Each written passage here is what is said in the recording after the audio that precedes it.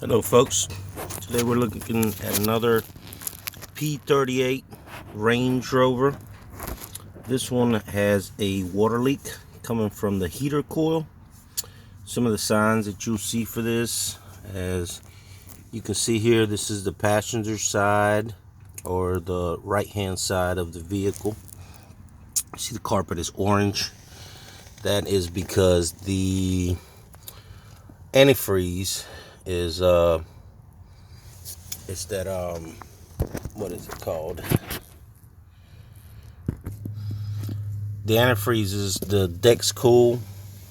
It's not the yellow or greenish antifreeze. Is an orange, reddish, pinkish looking antifreeze. It's called Coil. It's used in most modern vehicles.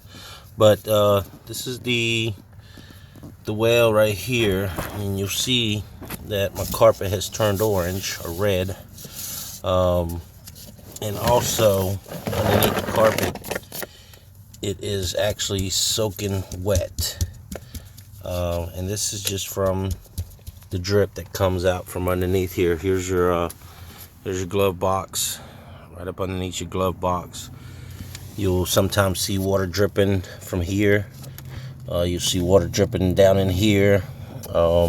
If it's a very minor leak, you might not catch it because it'll kind of dry up before you ever see it. But if you see that your carpet starts to turn orange or anything like that, you know you got a leak. Another way to find out, it's if it's not dripping inside, what it'll do, it'll actually go under the vehicle through your running board. And back here by your rear tire, you'll see water dripping off of your running board somewhere in here, especially if you park in a incline or anything like that. You might see it in the back, you might see it in the front, but it'll somehow make its way down your running board, either towards the front of the vehicle or the back of the vehicle. But like I said, the biggest sign is when you see this portion of your carpet getting wet. This one has actually been leaking for quite a while. It's not too hard of a repair. The actual heater coil in there is connected with some clamps, and it has rubber washers that kind of go bad or whatever, if they're not the right type of washer, I guess. Whether they're rubber, nitrile, or some other type of plastic rubber. So the first thing you want to do, of course, is open your glove box. Get all your junk out of there, of course. If you look in here, you'll see that there's a, this one has been fixed before. As a matter of fact, I fixed this one probably about 10 years ago. And as you can see, you see that aluminum foil duct tape there. That's where I had to remove that duct line, and some of the foam that connects in between there to seal it and make it airtight was dry rotted, so I made sure it was nice and sealed with some tape. And I also marked the lines. Those are the two lines that go to the heater coil, as you can see. So first thing we want to do is we want to get this glove box out of the way. There's a few screws right here that you're going to have to remove to get the glove box completely out. Right there's another one here. And then there's a few more down towards the bottom, if you can see them or not. You'll want to get this little black plastic out of here. And of course, this is an old P38, so somebody's been in here besides me a time or two. And you can see the non-factory screws and the little pieces of plastic that broken. So we'll get to it from underneath. The first thing you got to do before you can remove the glove box, of course, you're gonna go up under here. Down here's the courtesy light. By that courtesy light should be a couple of grommets or push buttons that they call them. Right here. There's another one right here. And there's probably another one back over this way, somewhere in the back. But you want to pull those out. See, that's what they look like. And it pulls this piece out of here. Of course, disconnect your courtesy light. Disconnect your the computer where they check your computer and stuff. And there's a couple of buttons here that you push to disconnect that off of here. Okay. As you can see, that just pops right out of the hole. You just push the little buttons right here. One on each side, push it and push it through the hole. And then this comes out. Make sure you get all your parts so you can put it all back together when you're done. Okay, so with that removed, now you've exposed the other set of bolts that are holding that glove box. There's two here, and there's two on this side. Somebody lost one here and just put a regular Phillips head on there.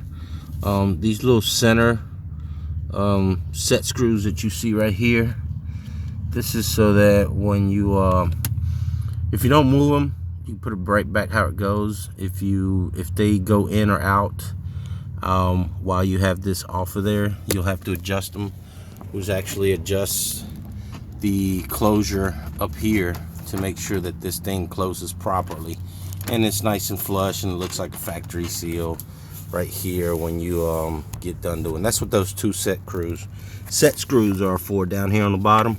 It is to adjust the height on this glove box so that when it shuts nice and tight and it's not hanging like this one is. Okay, so let's remove those four and we'll go to the next step.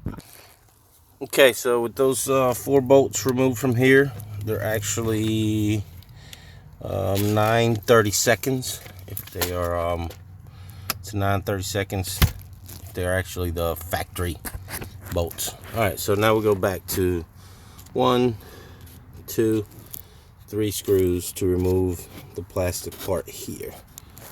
Okay, so we're gonna take those 4. There's another one right here. There should be another one right there too.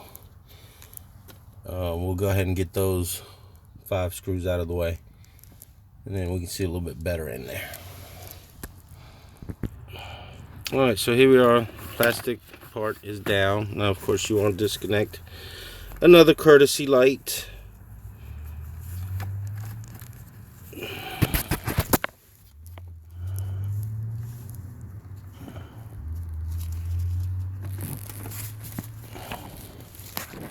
And you're going to have to disconnect the cable here, which actually holds your latch for your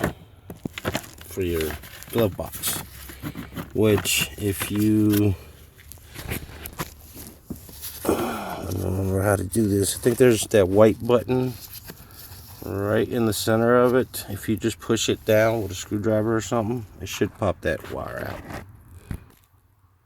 Okay, so it's not the white wire, the white plug that you want to disconnect. It is right here in the back. You want to push in 2 ends to make this pop forward, just like that, and it'll pop out. See the 2 little, actually there's only one on this one right here. You want to push that in on the back side of here. See the 2 little holes there? That's what you want to push in, and this will pop right out, and it'll get that cable disconnected and out of the way. Okay, so now everything's taken out of my way. Now I'm going to inspect to make sure that it's my heater coil. This is a duct line that I had to cut previously. From what I can see, that blue connector there, that's like a sensor for your temperature. That can be removed really easy. It actually has a little clamp. Man, this is cramped. there's a little clamp on the back end of it, right there towards the bottom. Right there on the bottom of it, that you can undo with your fingers or with your screwdriver to get that sensor out of the way. I'll try to show you that. Okay.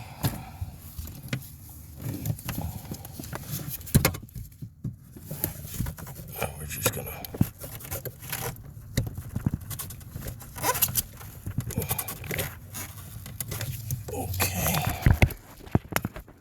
push down on that.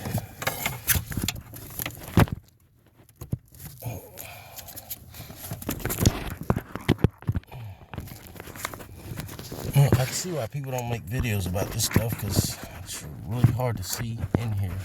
Hard to get a camera in here. So from what I can see right there's my connections where they actually go into the heater coil.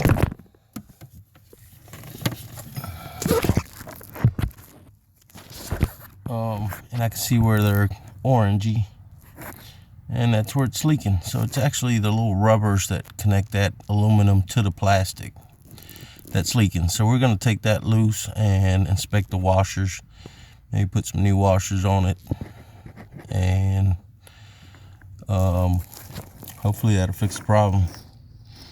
All right, let me get that sensor out of the way. I'm hoping to do it, but I don't know if it's going to catch it on camera because it is so tight. Okay, so here's the sensor. There's a little clamp. It goes in there kind of like this, and then it clamps on to the other side of the line, just like that. So that's how it actually clamps on there. And to get it out, of course, you just gotta push on this side and the clamp falls down, and then you can remove this off of the line. So we're just gonna let that hang in the hole in there. Push back somewhere in there. We'll look in there.